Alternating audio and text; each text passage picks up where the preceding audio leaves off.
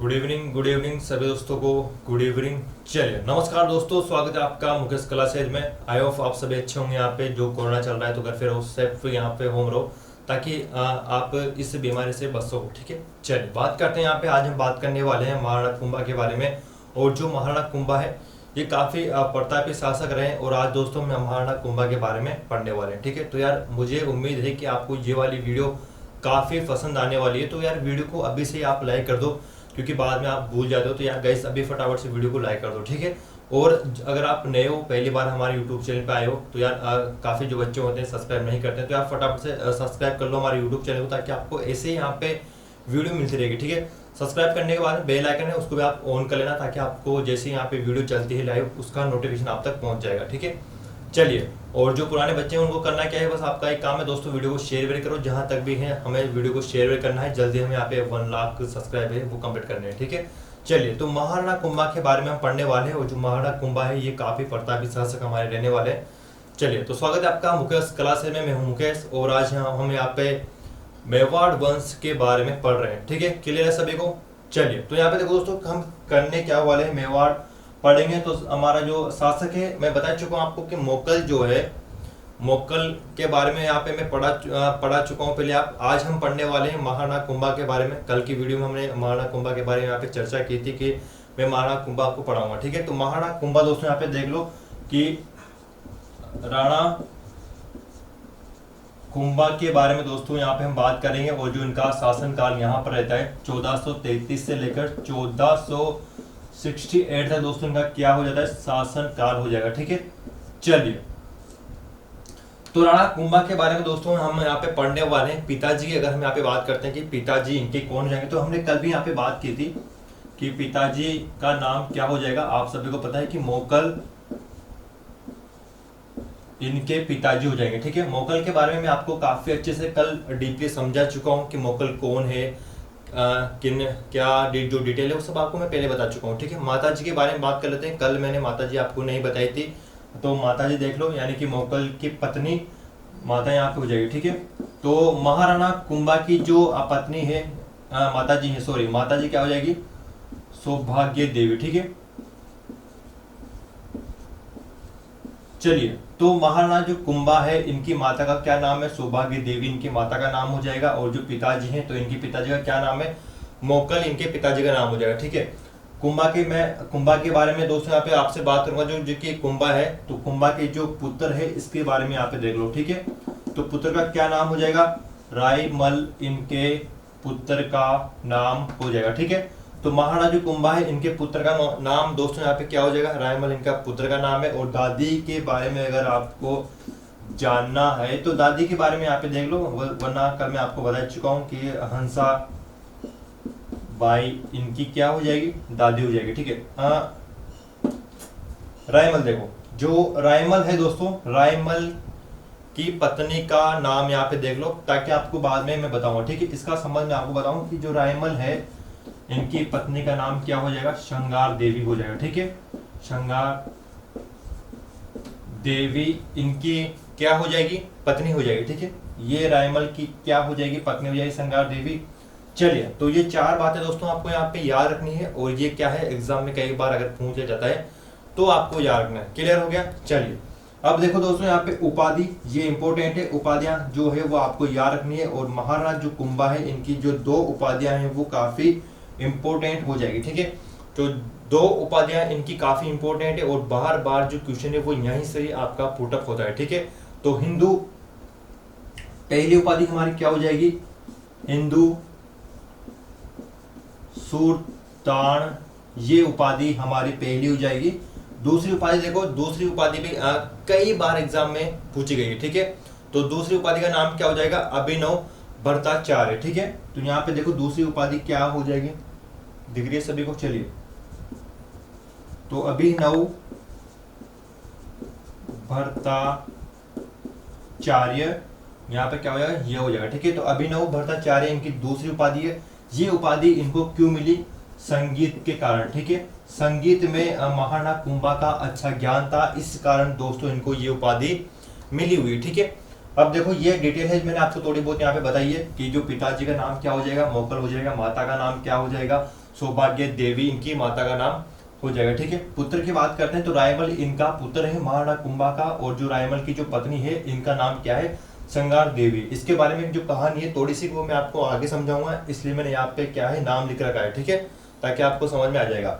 दादी की हम बात कर चुके हैं, दादी कौन हो जाएगी, यानी कि मोकल की मम्मी।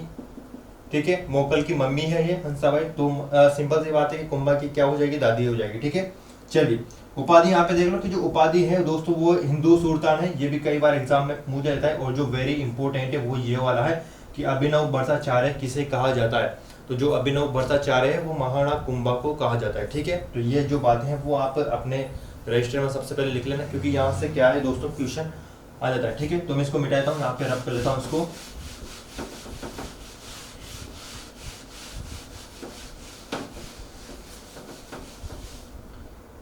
चलिए अब देखो दोस्तों, यहाँ पे होता क्या है कि आप सभी को पता है कि जो महाराणा कुंभा है, महाराणा कुंभा के जो पिताजी हैं मोकल, उनकी हत्या कर दी थी चाचा और मेरा ने। ठीक है, चाचा और मेरा, ये कौन जाएंगे, चाचा और मेरा ने प्लस महपा पंवार के साथ, महपा पंवार के साथ दोस्तों मिलकर मोकल की हत्या कर दी थी। ठीक है, आप सभी को पता है, कल हम इसके बारे में बात कर ही चुके हैं कि मोकल जो है वो कुंभा के पिताजी हो जाएंगे, और कुंभा के जो पिताजी हैं दोस्तों इनकी जो हत्या कौन कर देगा, चाचा मेरा, ये दो व्यक्ति है, और ये मापा पंवार के साथ दोस्तों मिलकर मोकल की हत्या कर देते हैं। मैंने आपको कल ये बात मैं आपको बता चुका हूँ।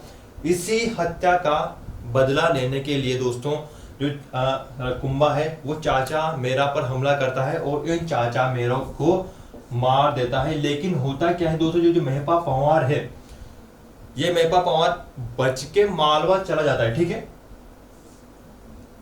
तो जो महपा पंवार है ये मालवा चला जाता है, और मालवा का उस समय जो शासक होता है उस शासक का नाम दोस्तों क्या हो जाएगा, महमूद खिलजी। ठीक है, महमूद खिलजी उस समय शासक यहाँ पर यानी कि रहता है। और जो ये महपा पंवार है ये भगकर कहाँ पर चल जाता है, मालवा चल जाता है। मालवा का जो मालवा जो जगह है और वहाँ का जो शासन कर रहा था उस समय, तो राजा कौन हो जाएगा, मोहम्मद खिलजी उस समय राजा हो जाएगा। ठीक है, अब दोस्तों होता क्या है कि जो महाराणा जो कुंभा है, ये जो कुंभा जी है, ये होता क्या है दोस्तों, ये मोहम्मद खिलजी से निवेदन करता है कि मुझे महपा पंवार को मुझे सौंप दिया जाए। ठीक है, लेकिन होता क्या है कि जो मोहम्मद खिलजी जो दोस्तों ये हैं, ये महपा पंवार को सौंपने के लिए सख्त मना कर देते हैं कि हमारी शरण में महपा पंवार आए हुए हैं और मैं इनको आपको नहीं दूंगा। ठीक है, तो इस तरह से तो कुंभा जो महाराणा कुंभा है इन्होंने बोल दिया कि ठीक है, अगर आप हमें महपा पंवार को नहीं देते हो तो आपको हमारे साथ युद्ध करना पड़ेगा। ठीक है, तो ये बोलता है कि ठीक है, दो दो हाथ हो जाए। तो दोस्तों ये जो दो दो हाथ जो होते हैं वो सारंगपुर एक जगह आती है। ठीक है, तो महाराणा कुंभा, यहाँ पर लिख देता हूं, कुंभा प्लस मोहम्मद खिलजी। ठीक है, यानी कि जो खिलजी है इनके दोनों ही दोस्तों यहाँ पे होता क्या है कि युद्ध होता है, और जो इन दोनों के जो बीच में युद्ध होता है उस युद्ध का नाम क्या है, उस युद्ध का नाम है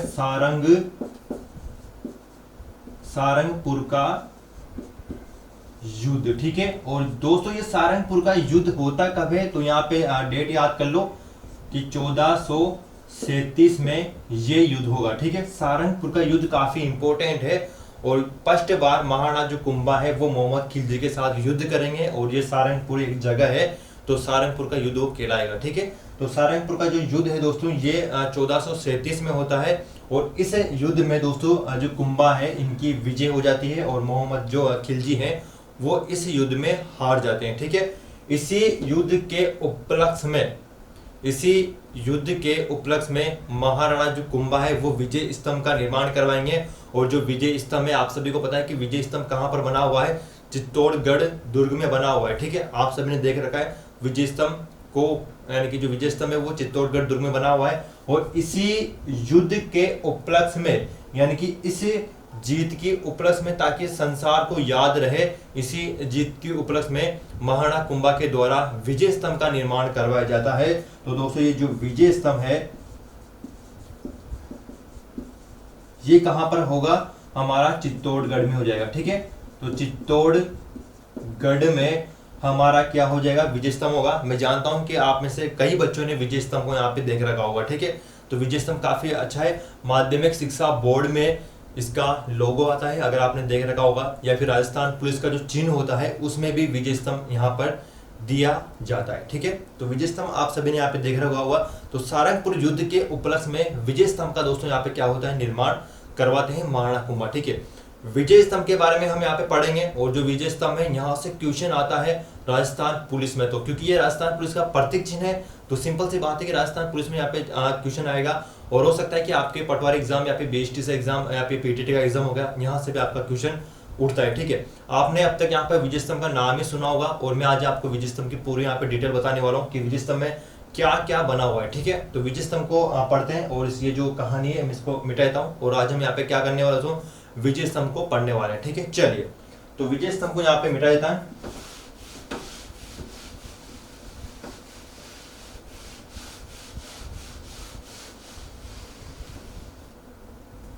चलिए, तो देखो यहाँ पे विजय स्तंभ के दोस्तों यहाँ पे बारे में हम पढ़ने वाले हैं। तो देखो, विजय स्तंभ हमारा यहाँ पे हो जाएगा, ठीक है। तो विजय स्तंभ के बारे में हम यहाँ पर क्या करने वाले हैं, पढ़ने वाले हैं। और विजय स्तंभ जो है वो काफी इंपॉर्टेंट एग्जाम में कई बार आपसे दोस्तों पूछ लिया जाता है, ठीक है। चलिए देखो, विजय स्तंभ के बारे में यहाँ पे जानते हैं कि विजय स्तंभ का जो निर्माता है ये कौन हो जाएगा। तो यहाँ पे देख लो, निर्माता, ठीक है। निर्माता इसका कौन हो जाएगा, मैं आपको बता चुका हूं कि महाराणा कुंभा, ठीक है। महाराणा दोस्तों कुंभा क्या हो जाएंगे, विजय स्तंभ के निर्माता हो जाएंगे, ठीक है। दिख रहा है सभी को। चलिए, तो यहाँ पे देखो, उपलक्ष्य यानी कि उपलब्ध यानी कि किसके, यानी कि विजय स्तंभ जो है वो किसके उपलक्ष्य में यहाँ पे बनाया गया था वो देख लो, ठीक है। चलिए, तो उपलक्ष्य यहाँ पे देख लो कि किसके उपलक्ष्य में यहाँ पे विजय स्तंभ को बनाया गया था। तो जो विजय स्तंभ है दोस्तों ये बनाया गया था सारंगपुर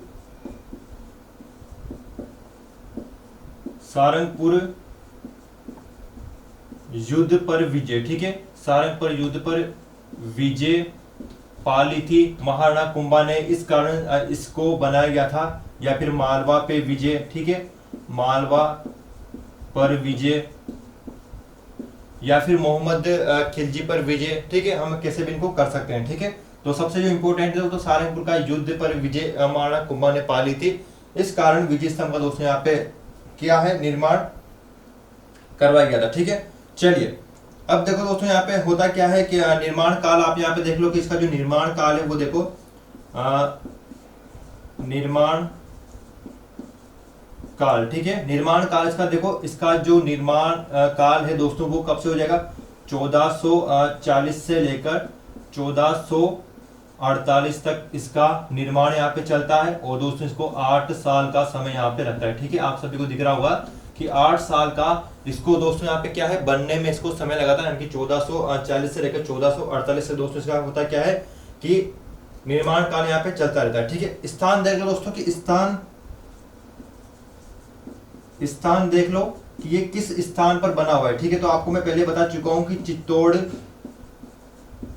पर दोस्तों ये क्या है, विजय स्तंभ बना हुआ है। आपसे यही पूछेगा कि विजय स्तंभ जो है दोस्तों कहां पर बना हुआ है, तो जो चित्तौड़गढ़ है वो जो विजय स्तंभ है दोस्तों ये चित्तौड़गढ़ में बना हुआ है, ठीक है। निर्माता इसका कौन हो जाएगा, तो जो निर्माता है दोस्तों वो महाराणा कुंभा हो जाएगा। 8 साल का बनने का इसको समय लगा था। और सारंगपुर का जो युद्ध हुआ था दोस्तों ये 1437 में हुआ था, और इसके उपलक्ष्य में दोस्तों इसको बनाना यहाँ पे शुरू कर दिया गया था, ठीक है। तो ये जो है वो यहाँ पे मैंने आपको थोड़ा बहुत यहाँ पे बताया। उसके बाद देख लो, उसके बाद मैं आप पे इधर लिख देता हूँ, ठीक है। अब देखो दोस्तों यहाँ पे इसके वास्तुकार कौन है, यानी कि जो इसको बनाने वाला है वो कौन है। तो वास्तुकार यहाँ पे देख लो, तो वास्तुकार कौन हो जाएगा, जेता नापा पूमा, ठीक है। तो जेता नामा पूमा जो है वो इसके वास्तुकार हो जाएंगे। सबसे ज्यादा जो पूछा जाने वाला है वो आपसे जेता ही पूछा जा रहा है कि विजय स्तंभ का जो वास्तुकार है वो कौन है। तो दोस्तों विजय स्तंभ का जो वास्तुकार है यानी कि इसको जो बनाने वाला है दोस्तों वो कौन हो जाएगा, जेता हो जाएगा, ठीक है। ये इसके पुत्र है, नापा पूमा ये इसके पुत्र हो जाएंगे, लेकिन जो इंपॉर्टेंट है वो जेता ही है, ठीक है। उसके बाद देखो ऊंचाई इसकी कितनी है, ठीक है। ऊंचाई के बारे में हम यहाँ पे बात कर लेते हैं। तो दोस्तों इसकी जो ऊंचाई है वो 122 फीट मानी जाती है, ठीक है, 122 फीट मानी जाती है। और जो माध्यमिक शिक्षा बोर्ड है उन गाइडों में दोस्तों यहाँ पे आपको क्या दिया जाता है, 120 फीट दिया जाता है, ठीक है, 120 फीट। आपने देखा होगा कि कई लक्ष्य की गाइड है या फिर कोई भी हमारे पास जो गाइडें होती है उनमें 122 फीट हमें यहाँ पे दिया जाता है। लेकिन जो माध्यमिक शिक्षा बोर्ड की जो किताबें हैं उनमें 120 फीट विजय स्तंभ की ऊंचाई दी जाती है, ठीक है। अगर हम यहाँ पे फीट में बात करते हैं तो यहाँ पे फीट में देख लो इसका जो फीट है वो कितना हो जाएगा, ठीक है। तो 37.19 फीट दोस्तों ये, सॉरी मीटर में यहाँ पे बात करते हैं, फीट की हमने यहाँ पे बात कर ली, मीटर ये हो जाएगा, ठीक है। चलिए तो मीटर हमारा क्या हो जाएगा, 37.19 मीटर हमारी इसकी क्या है ऊंचाई हो जाएगी, ठीक है। चौड़ाई की हम बात करते हैं कि नीचे से जो है उसकी चौड़ाई कितनी है, ठीक है। नीचे से चौड़ाई की हम यहाँ पे बात करते हैं तो चौड़ाई दोस्तों मैं यहाँ पे लिख देता हूँ चौड़ाई, ठीक है। तो चौड़ाई जो है दोस्तों ये कितनी हो जाएगी, 30 फीट की इसकी चौड़ाई हो जाएगी, ठीक है। चलिए तो 30 फीट इसकी चौड़ाई है, नीचे से जब हम इसकी बात करते हैं तो 30 फीट इसकी चौड़ाई है। अगर हम मंजिल की बात करते हैं तो 9 मंजिल है, ठीक है। मंजिल कितना है दोस्तों ये, तो कितना मंजिल हो जाएगा, 9 मंजिल इमारत ये हमारी हो जाएगी, यानी कि 9 मंजिल इमारत है, यानी कि काफी ऊंचा बना हुआ है विजय स्तंभ। और आपने ऊंचाई देख ली 122 फीट, या फिर माध्यमिक शिक्षा बोर्ड के अनुसार इसकी जो ऊंचाई हो जाएगी वो 120 फीट हो जाएगी, ठीक है। मीटर में मैं आपको बता चुका हूँ 37.19 मीटर है। और जो यहाँ पे चौड़ाई है, चौड़ाई नीचे से अगर आपने कभी विजय स्तंभ देखा हो तो नीचे से बना हुआ इसका एक डब्बे की तरह बना हुआ है और 30 फीट इसकी चौड़ाई है नीचे से, ठीक है। मंजिल जो है वो 9 मंजिल दोस्तों हमारी हो जाएगी, ठीक है। इसमें कितनी सीढ़ियां बनी हुई है अंदर, ठीक है, अंदर की ओर इसमें क्या है दोस्तों, यहाँ पे सीढ़ियां बनी हुई है। तो सीढ़ियां भी देख लो, कई एग्जाम में पूछा गया था एक बार कि इसमें कितनी सीढ़ियां बनी हुई है, ठीक है। तो सीढ़ियों की अगर हम बात करते हैं तो दोस्तों 157 सीढ़ियां यहाँ पर हो जाती है, ठीक है। विजय स्तंभ में कितनी सीढ़ियां हैं, 157 सीढ़ियां, ठीक है। ये विजय स्तंभ दोस्तों जो है वो किसको समर्पित है वो आप यहाँ पे देख लो, ठीक है, दिख रहा है। चलिए बोर्ड तो पूरा भर चुका है, मैं इसको मिटा देता हूँ। तो दोस्तों मैं आपको बता दूं कि ये किसको समर्पित है, क्योंकि जो महानाग कुंभा है वो विष्णु के भक्त थे। अब तक के जितने भी शासक हमारे पास आए हैं, अब तक के जितने भी शासक हमारे पास आए, मेवाड़ की यहाँ पे दोस्तों हम बात कर रहे हैं, और मेवाड़ में जितने भी शासक अब तक हमारे पास आए हैं वो एक लिंग है उनके भक्त थे, ठीक है, यानी कि एक लिंग है उनके भक्त हैं। लेकिन ये जो महानाग कुंभा है ये एकमात्र यहाँ पे हमारे पास शासक आते हैं, ये किसके भक्त थे, विष्णु के भक्त थे। और जो है विजय स्तंभ है दोस्तों ये यानी कि विष्णु को समर्पित है, यानी कि इसमें भगवान विष्णु की काफी मूर्तियां लगी हुई है। इस कारण हम अंदाजा लगा सकते हैं कि जो महानाग कुंभा है वो विष्णु का काफी बड़ा भक्त था, ठीक है। तो ये जो विजय स्तंभ है, ये विजय स्तंभ किसको समर्पित है, ये भगवान विष्णु को समर्पित है, ठीक है। तो मैं इसको मिटा देता हूँ, फिर हम यहाँ पे थोड़ी बहुत जो बातें हैं उसकी चर्चा करते हैं, ठीक है। चलिए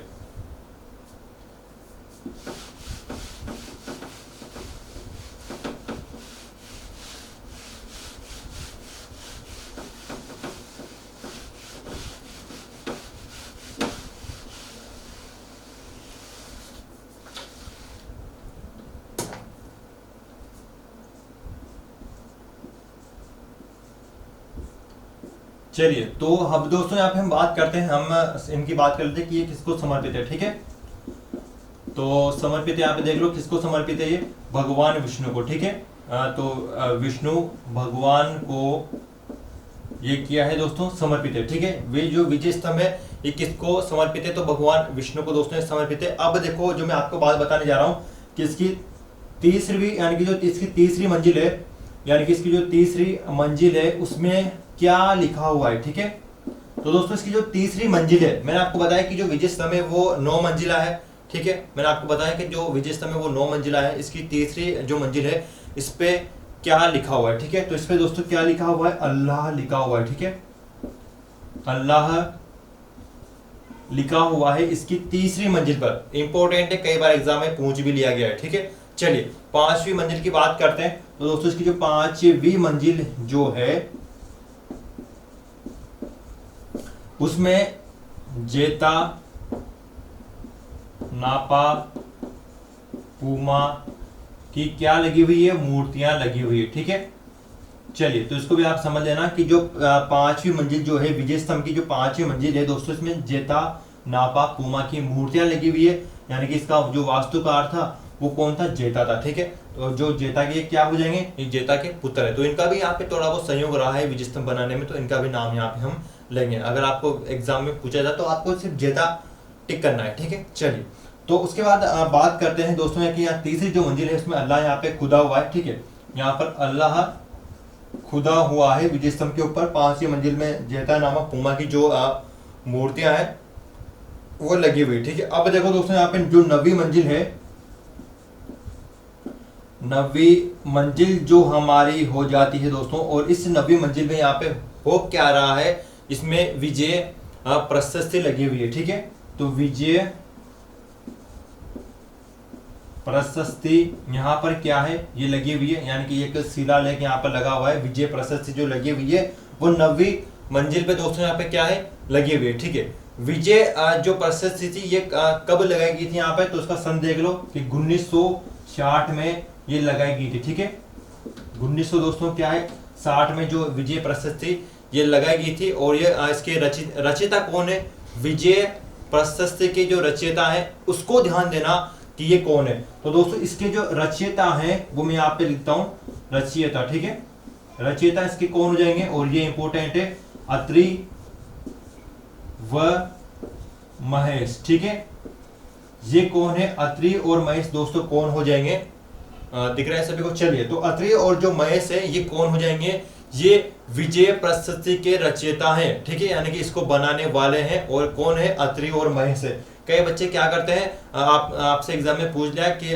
विजय स्तंभ का निर्माण किसने करवाया था, तो भाई अत्रि और महेश ने टिक कर दिया। ठीक है, तो अत्रि और महेश कौन है, ये विजय प्रशस्ति जो है 1960 में लगाई गई थी विजय स्तंभ के ऊपर। ठीक है, 9वीं मंजिल पर लगाई गई थी विजय प्रशस्ति, और इसके जो रचयिता है वो कौन है, अत्रि महेश है। ठीक है, और विजय स्तंभ का जो निर्माता है वो कौन है, कुंभा है। और विजय स्तंभ का जो वास्तुकार यानी कि कारीगर हम किसको बोलते हैं, सिंपल सी भाषा में यार, कि कारीगर कौन था, तो कारीगर कौन है, जेता कारीगर हो जाएगा। ठीक है, यानी कि डिजाइनिंग करने वाला, बनाने वाला, तो कौन है, वो है जेता।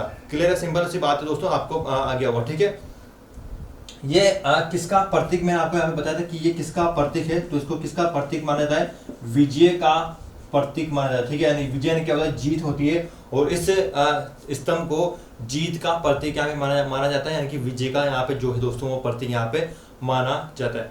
प्रतीक चिन्ह किस किस का है मैं आपको बता चुका हूँ। प्रतीक चिन्ह यहाँ पे देख लो कि ये जो विजय स्तंभ है दोस्तों, ये किसका प्रतीक चिन्ह है, एक तो है राजस्थान पुलिस का।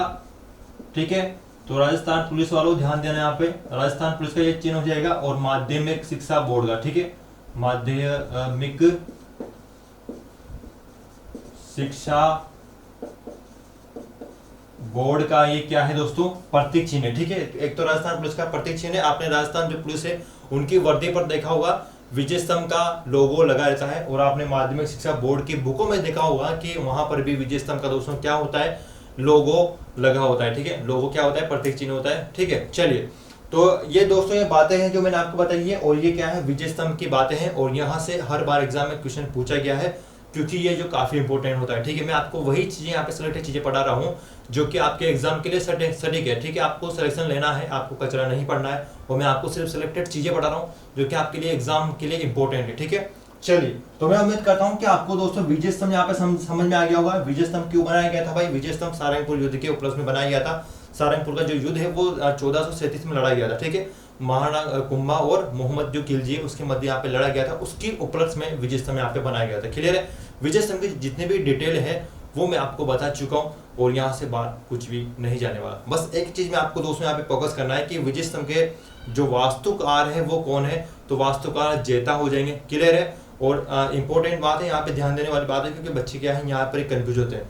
और अत्रि और महेश कौन है, तो भाई अत्रि और जो महेश है वो 9वीं मंजिल पर इन्होंने क्या है, विजय प्रशस्ति लगाई थी, जो कि कब बनाई गई थी, 1960 में बनाई गई थी, और इस प्रशस्ति की जो रचयिता है वो कौन हो जाएंगे, अत्रि और महेश हो जाएंगे। ठीक है, क्लियर है, कंफ्यूज मत होना, इन दोनों में कंफ्यूज आपको नहीं होना है। ठीक है, और जो गारंटी साथ कह रहा हूँ, जो बंदा हमारी वीडियो यहाँ पे लगातार देख रहा है वो बंदा कभी भी जीके में कंफ्यूज नहीं होगा।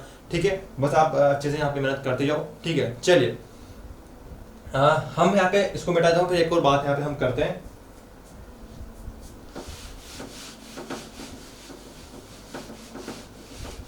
तो दोस्तों विजय स्तंभ हमारा यहाँ पे पूरा हो चुका है। विजय स्तंभ जो है या इंपॉर्टेंट है, कई बार यहाँ पे आ जाता है। ठीक है, हम पढ़ के आ रहे हैं महाराणा कुंभा पढ़ रहे हैं। महाराणा कुंभा ने ही विजय स्तंभ का यहाँ पे निर्माण करवाया था, और जो कुंभा है इनका विजय स्तंभ काफी फेमस है। हर एक बंदे ने यहाँ पे देख रखा होगा विजय स्तंभ के बारे में, सब कुछ यहाँ पे जानता होगा। ठीक है, अब देखो मारवाड़ की हम यहाँ पे बात कर लेते हैं। एक मिनट यहाँ पे आना, मारवाड़। ठीक है, तो मारवाड़ जो है दोस्तों ये जो यहाँ क्या हो जाएगा, रणमल हो जाएगा।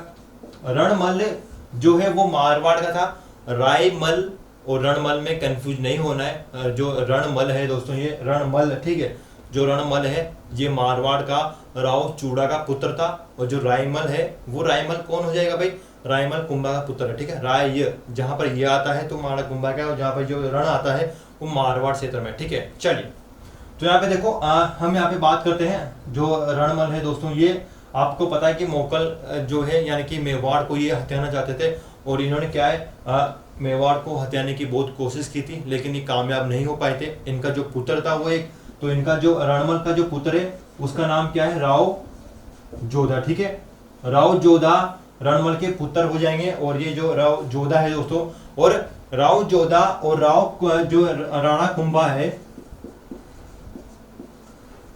ठीक है, राव जोधा दोस्तों और जो राणा कुंभा है, राव जोधा, ठीक है, इनके मध्य क्या है दोस्तों, यहाँ पे विवाद चलता रहता है। जान के राणा कुंभा के मध्य और राव जोधा के मध्य यहाँ पर क्या है, विवाद चलता रहता है। लेकिन जो हंसाबाई है यानी कि कौन हो जाएगी, महाराणा कुंभा की दादी। ठीक है, महाराणा कुंभा की दादी कौन है, हंसाबाई है। अब हंसाबाई मारवाड़ की है, और जो है वो यानी कि हंसाबाई कहाँ पर रह रही है, तो मेवाड़ में रह रही है। तो भाई मेवाड़ में इनका संबंध है और मारवाड़ का भी संबंध है। लेकिन जो मारवाड़ और मेवाड़ है इनके मध्य क्या हो रहा था, युद्ध हो रहा था। तो इसको भाई हंसाबाई कैसे देख पाएगी, तो हंसाबाई ने किया क्या दोस्तों, बंटवारा यहाँ पे कर दिया था, और इनके मध्य जो है इस युद्ध को यहाँ पे समाप्त करने के लिए हंसाबाई ने आवल बावल की संधि कराई थी। ठीक है, यानी कि इनमें क्या है दोस्तों, एक संधि यहाँ पे करवा दी, और जो संधि है वो यहाँ पर करवाती है, कौन करवाती है दोस्तों, हंसाबाई। ठीक है, हंसाबाई इन दोनों के मध्य संधि करवाती है, और उस संधि का नाम क्या हो जाता है, आवल बावल की संधि। ठीक है, आवल बावल की जो संधि है, अब आपको याद रखना है, आपने कई बार इसका आवल बावल संधि का नाम सुना होगा। तो जो आवल बावल की जो संधि है वो हंसाबाई के द्वारा करवाई जाती है, और ये जो राणा कुंभा और राव जोधा के मध्य करवाई जाती है। ठीक है, अगर आपसे रियासत की बात करें तो मेवाड़ रियासत हमारी हो जाएगी। ठीक है, मेवाड़ रियासत प्लस मारवाड़ रियासत, क्लियर हो गया। चलिए, तो मेवाड़ एंड मारवाड़ रियासत के मध्य आवल बावल की संधि होती है, और जो आवल बावल की संधि है ये हंसाबाई के द्वारा यहाँ पर करवाई जाती है। ठीक है, चलिए इस संधि में होता क्या है भाई, जब संधि होगी तो कुछ ना कुछ तो होगा इसे, कैसे थोड़ी ना कि ठीक है चलो संधि होगी, ऐसे नहीं होता है। इसमें होता क्या है वो आप देखो। ठीक है, इसमें दोस्तों यहाँ पे बात करें यहाँ पे, तो देखो जो रायमल का यहाँ पे जो रायमल, ठीक है, तो यानी कि यहाँ पे देखो महाराणा कुंभा का जो पुत्र है रायमल। ठीक है, ये जो रायमल है इसको भी आप देख लो कि इस संधि में दोस्तों यहाँ पे होता क्या है कि जो महाराणा के पुत्र हैं इनका विवाह करा दिया जाता है। ठीक है, तो राव जोधा की जो पुत्री है, यानी कि राव जोधा की एक यहाँ पे पुत्री हो जाएगी, ये जो राव जोधा है और इनकी पुत्री है, और इसकी जो पुत्री है इसका नाम क्या हो जाएगा, श्रृंगार देवी। ठीक है, श्रृंगार देवी राव जोधा की क्या है, पुत्री है, और श्रृंगार देवी का जो है वो विवाह कर दिया जाता है, किसके साथ, रायमल के साथ विवाह कर दिया जाता है। ठीक है, विवाह कर दिया जाता है। ठीक है, चलिए तो होगा क्या यहाँ पर, जो राणा कुंभा का जो पुत्र था, मैंने आपको बताया था पहले कि जो राणा कुंभा के जो पुत्र हैं रायमल, और दोस्तों जो रायमल का विवाह यहाँ पर हो जाता है राव जोधा की पुत्री से, इस संधि के अकॉर्डिंग। ठीक है, इस संधि आवल बावल की संधि में होता क्या है, आवल बावल संधि में यही होता है कि राव जोधा की जो पुत्री है श्रृंगार देवी, इनका विवाह हो जाता है किसके साथ, राणा कुंभा के पुत्र रायमल के साथ, और ये जो संधि है वो आवल बावल की संधि कहलाती है, और इस संधि में ये प्रक्रिया यहाँ पर होती है। ठीक है, चलिए तो ये जो संधि है वो आपको समझ में आ गई होगी, मैंने आपको काफी अच्छे से यहाँ पे दोस्तों ये संधि समझाई है, तो संधि को आप एक बार देख लो। ठीक है, तो ये संधि आवल बावल जो है, आपसे पूछा जाता है कि आवल बावल की जो संधि है वो कौन सी रियासत के मध्य हुई थी, तो रियासत कौन कौन सी हो जाएगी, मेवाड़ रियासत हो जाएगी और मारवाड़ रियासत हो जाएगी। ठीक है, कौन कौन राजाओं के मध्य हुई थी, तो महाराणा कुंभा के मध्य हुई थी और राव जोधा के मध्य हुई थी। ठीक है, तो ये बात आपको याद होगी। आवल बावल की संधि किसने करवाई थी, तो भाई हंसाबाई ने करवाई थी। ठीक है, और की संधि में हुआ क्या था, तो ये जो प्रक्रिया है ये इस संधि में हुआ था। उम्मीद करता हूँ आपको ये वाली जो बात है वो समझ में दोस्तों आ गई होगी। अगर ये बात आपको समझ में आ गई और अगर आपको वीडियो अच्छी लग रही हो यार, तो वीडियो को दोस्तों यहाँ पे लाइक कर देना और कमेंट करना कि आपको ये वाली जो वीडियो है वो कैसे लगी। ठीक है, तो कमेंट करना मत भूलना कि आपको ये वाली संधि है आपको यहाँ पे कैसे लगी, हमारी जो वीडियो है वो आपको कैसे लग रही है। ठीक है, चलिए तो इसको मिटा देता हूँ, फिर हम यहाँ पे आगे की जो बात है वो पूरी करते हैं। ठीक है, चलिए।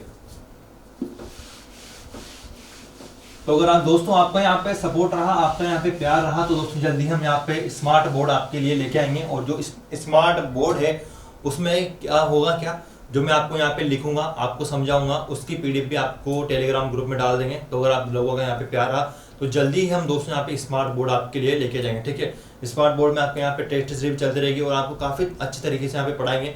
तो बस आप लोगों का यहाँ पे प्यार देखो, वीडियो को लाइक करो, शेयर भी करो और नए सब्सक्राइब करो। ठीक है, आप लोगों का अगर प्यार यहाँ पर तो जल्दी हम यहाँ पे इस यानी कि स्मार्ट बोर्ड लेके आ जाएंगे। हर एक जो मैं यहाँ पे लिखूंगा उसकी पीडीएफ आपको टेलीग्राम ग्रुप में मिल जाएगी। ठीक है, तो आप लोगों का प्यार चाहिए, देखते हैं कि आप इस वीडियो में कितना आपका प्यार दिखाते हो। चलिए, तो जब दोस्तों यहाँ पे होता क्या है, जब यहाँ पे जो महाराणा कुंभा है ये जब यहाँ पर शासन करते हैं, ठीक है, यानी कि जो मेवाड़ पे ये शासन करते हैं, तब गुजरात का एक शासक होता है और उस गुजरात का जो शासक होता है वो होता है अहमद शाह। ठीक है, जब राणा कुंभा यानी कि राणा कुंभा यहाँ पे समझना है कि जो राणा कुंभा है वो जब शासन करते हैं, यानी कि जब गद्दी पे बैठते हैं, तब गुजरात का जो शासक होता है उसका नाम क्या होता है, अहमद शाह। ठीक है, तो ये एक बार पूछा गया था, ये एक बार एग्जाम में पूछा गया था, इसलिए मैंने आपको यहाँ पे लिख दिया कि जब राणा कुंभा गद्दी पर बैठे थे यानी कि उन्होंने शासन संभाला था, तब गुजरात का शासक कौन था, तो गुजरात का शासक कौन हो जाएगा, अहमद शाह हो जाएगा। ठीक है, ये एक बार एग्जाम में क्वेश्चन पूछा गया था, इसलिए मैंने आपको यहाँ पे बता दिया कि जब राणा कुंभा गद्दी पर बैठेंगे यानी कि कब 1433 में गद्दी पर बैठेंगे, तब गुजरात का शासक कौन हो जाएगा, तो अहमद शाह गुजरात का शासक हो जाएगा। ठीक है, तो ये बात थी, इसको आप ध्यान रखना, थोड़ी सी बात मैंने आपको बता दी। ठीक है, चलिए इसके बाद देखो, जब यहाँ पे लड़ाई हो रही थी और जब यहाँ पे बात हो रही थी, तब हम यहाँ पे बात करते हैं कि एक और यहाँ पे बात हमारे सामने निकल के आती है कि चंपानेर की संधि। ठीक है, चंपानेर की संधि हमारे पास आती है।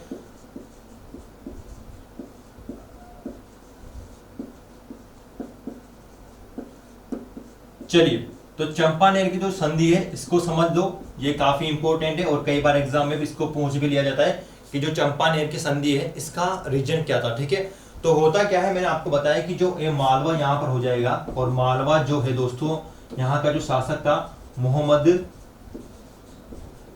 खिलजी। ठीक है, तो भाई मोहम्मद खिलजी को दिख रहा है सभी को। ठीक है, चलिए, तो मालवा का जो शासक था मोहम्मद खिलजी को, इसको कुंभा ने हरा दिया था, तो भाई ये हार गया था लेकिन इसको मारा नहीं था। और दोस्तों ये होता क्या है कि जो मोहम्मद खिलजी है ये गुजरात का एक शासक होता है, यहाँ पर हो गया हमारा गुजरात। ठीक है, और यहाँ पर जो दोस्तों गुजरात का एक शासक होता है कुतुबुद्दीन।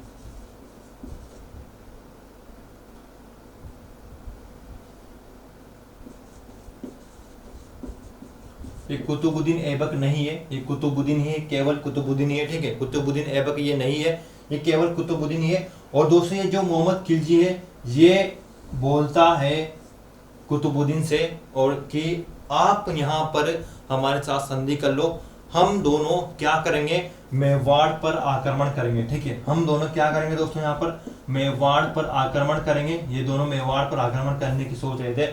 अगर हम जीत जाते हैं, कुतुबुद्दीन जो खिलजी यानी कि सॉरी मोहम्मद खिलजी यहाँ पर बोलता है कि अगर हम महाराणा कुंभा को हराने में कामयाब हो जाते हैं तो मैं आपको आधा मेवाड़ सौंप दूंगा और आधा मेवाड़ मैं ले लूंगा। ठीक है, ये जो बात है वो कुतुबुद्दीन से कहता है मोहम्मद खिलजी, और जो कुतुबुद्दीन है वो इस बात के लिए राजी हो जाता है कि ठीक है यार, मैं आपको जो युद्ध में साथ दूंगा।